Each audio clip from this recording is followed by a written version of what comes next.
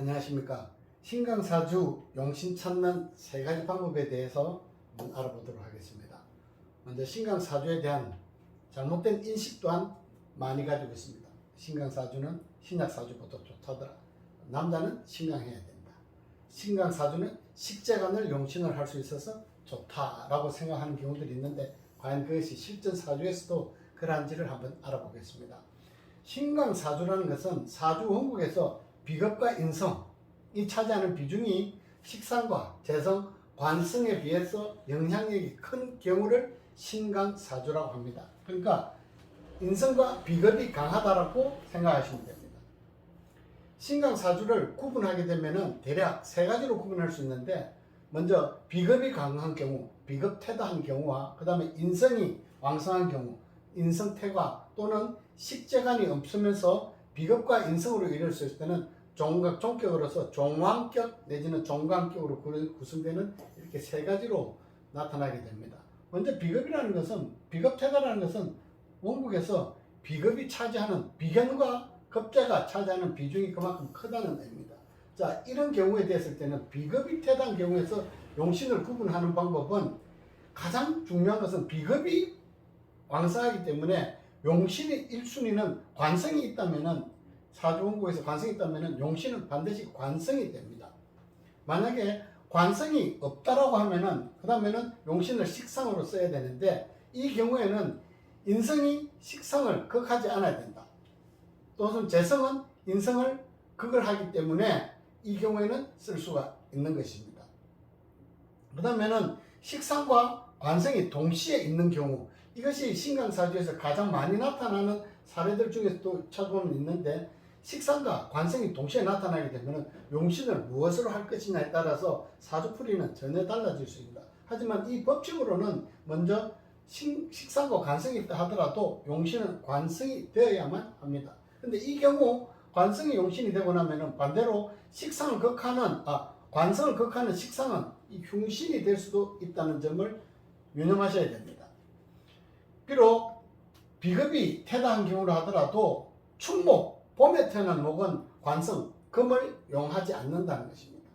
그리고 비겁이 태다한 경우에는 재성을, 용신을 쓸 수 없는 것은, 비겁이 모였으면 군비 또는 군겁이라서 오히려 재성을 만나게 되면은 쟁제하는 다툼의 형상들이 나타나기 때문에 재성은 직접 혼자서 용신을 쓸 수가 없고, 식상과 같이 또는 관성과 같이 붙여서 보좌하는 역할로서 사용할 수 있다는 것입니다. 그런데 몇 가지 사례를 살펴보면은 인월에 태어난 간목입니다. 앞에 말씀드렸다시피 비록 인성은, 비겁은 강하지만은 원국의 식상과 관성이 나타나 있지만 관성을 쓸 수 없고, 이때는 식신 또는 상관, 식상을 용신으로 쓴다는 것입니다. 그렇지만 옆의 경우에는 경금일주인데 6월에 태어나고 밑에 록지를 두었습니다. 그게 비겁 신강한 경우입니다. 이 경우에는 식신과, 그러니까 상관과 재성과 편관이 다 나타나 있습니다. 이럴 경우에는 용신은 편관 7살이 됩니다. 편관 7살이 됨에 따라서 이 경우에는 이 상관이 오히려 사주의 병이 될 수 있습니다. 간목은 물론 병화를 생하는 역할로서, 또 그리고 개수를 설계하는 역할로서 희신으로는 사용할 수 있습니다. 그 다음 경우에는 병화가 5월에 태어난 경우입니다. 하왕지에 태어났죠. 그러면은 비겁은 태다 하지만 이 시기에서는 먼저 화가 강하기 때문에 수를, 조후 용신을 쓸 수 있는 부분을 살펴봐야 되는데, 신금 속에 임수, 그리고 진토 속에 자수가 있어서, 개수가 있어서 자진 수국을 이루게 되니까 이 경우에는 용신은 신금 속에 들어있는 임수가 됩니다. 그럼에 따라서 오히려 이 수를 극하는 무토는, 이 식신은 이 사주에서도 병이 될 수 있다는 부분이 있습니다. 다음은 병화가 5월에 마찬가지입니다. 병화가 5월에 태어나서 굉장히 왕성한 경우입니다. 하지만 이 상관 또한 식신, 설계 또한 굉장히, 식신과 상관이 굉장히 강합니다. 물론 축토도 상관이긴 하지만 이 축토 속에 들어있는 개수와 신금을 용신으로 사용하는 경우입니다. 그 다음에는 경금이 신월 밑에 다 로광지를 두었습니다. 인성까지 태다하는 경우입니다. 이 경우에는 관성이 나타나지 않았기 때문에 용신을 취하기는 상당히 이롭습니다.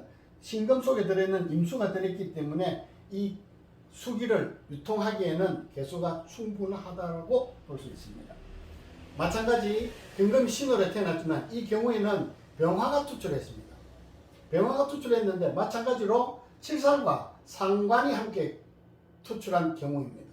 이 경우에는 상관이 용신이 병이 된다는 겁니다. 칠살을 용하는 그런 경우입니다. 다음은 무토가 미월, 술토 그리고 정사시에 태어나서 비겁이 태다한 경우입니다. 자, 이 경우에는 신금이 상관이 지지의 뿌리를 강하게 두고 있습니다. 그리고 을목 또한 밑에 미토는 을목의 고입니다. 묘지로서 자기의 뿌리를 어느 정도는 갖추고 있습니다. 그렇지만 용신은 을목을 사용해야 되는데 이때 상관이 뛰어나와 있기 때문에 오히려 금운이 들어왔을 때는 용신을 파극하는 운이 일어날 수 있기 때문에 불리한 상태입니다. 기토가 미월에 태어났는데 지지에다 화국을 두고 있습니다. 물론 기토까지 투출했고요.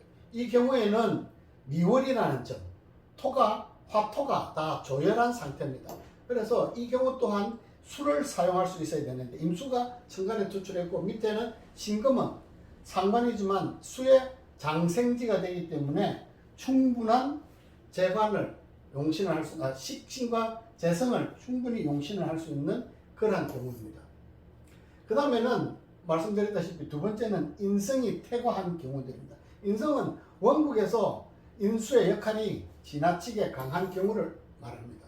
인성이 퇴과한 경우에는 용신을 취하는 방법은 가장 먼저 원국에 식재간이 있다라고 하면은 가장 먼저 재성을 사용할 수 있어야 된다는 겁니다. 재성은 인성을 극하는 약신의 역할까지 같이 하고 있기 때문에 재성을 용신으로 쓰는 1번 순위가 됩니다. 그렇지만 원국에 재성이 나타나지 않았다면은 관성보다는 식신을 용신으로 쓸 수 있습니다. 하지만 원국의 상황이 인성이 퇴과한 경우이기 때문에 식상은 인성이 충분히 극을 하는 상태입니다. 그래서 상관을 용신으로 쓴다 하더라도 항상 그 인성으로 인해서 손상을 입고 있는데 이 경우에는 행운에서 대운의 흐름이 인성운으로 갔을 때는 이 식상이 상관이 파묘가 되는 그런 불길함이 나타날 수 있습니다.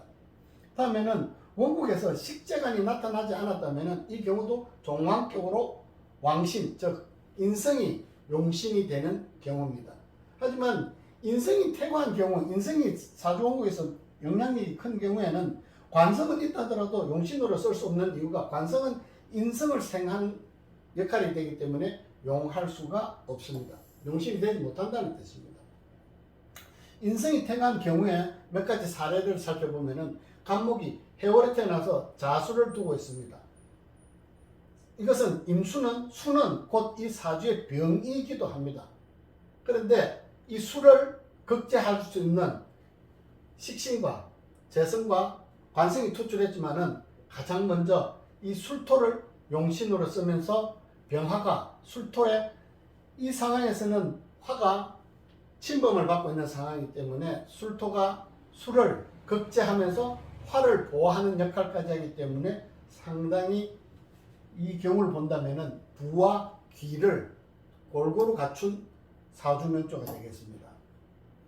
다음 사주명상을 보면은 임진, 신해, 을해, 병자 마찬가지로 지지에서 수의 세가 강합니다. 앞에서 수의 세가 강했을 때 토로서 수를 극제할 수 있어야 하듯이 이 경우에서도 수를 극제할 수 있어야 되는데 비록 토가 있으나 토는 이 습도입니다. 수를 축전하고 있기 때문에 이 토는 수를 극제할 수 없고 오히려 수에 동조하는 형상이 되어버렸습니다. 수가 탁해졌다는 의미입니다. 그렇기 때문에 물론 편관은 오히려 수에 설기당하고 있기 때문에 용신으로 사용할 수 없기 때문에 부득이하게 병화를 사용하고 있습니다. 물론 해운에서 간목을 해중에 있는 간목을 꺼낼 수만 있다면 다행이겠습니다만 그런 운이 올 때까지는 뭔가 용신의 역할은 조금 부족해 보이는 상황입니다. 다음은 계묘, 갑인, 병호, 무술 이렇게 놓고 봤을 때도 지지에서 목국을 이루고 있고 지지에서 목이 강한 인성이 태가한 경우입니다. 물론 이 경우에도 식신과 편인, 정관이 다 나타나는데 이 경우도 편인이 사주의 병입니다. 병인데 이 경우에서는 정관을 사용할 수 없다는 겁니다. 따라서 이 경우는 식신을, 용신을 해야 하는 경우입니다. 다음은 갑인, 병인, 정유, 무신을 보면은 마찬가지로 인성이 태가한 경우입니다. 근데 여기 제가 잘못 썼습니다.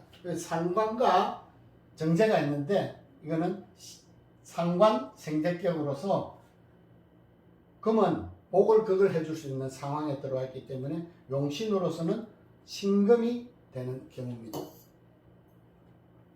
무오 개축으로 이렇게 되어 있는데 무토가 5월에 태어나서 거광한 상태입니다. 특히 인성이 태광한 상태에서 수를 용신으로 쓸 수 있어야 되는데 무게합이라는 이런 불길한 형상을 갖고 있기 때문에 축토석에 들어있는 개수를 용신으로 사용할 수 있어야 합니다.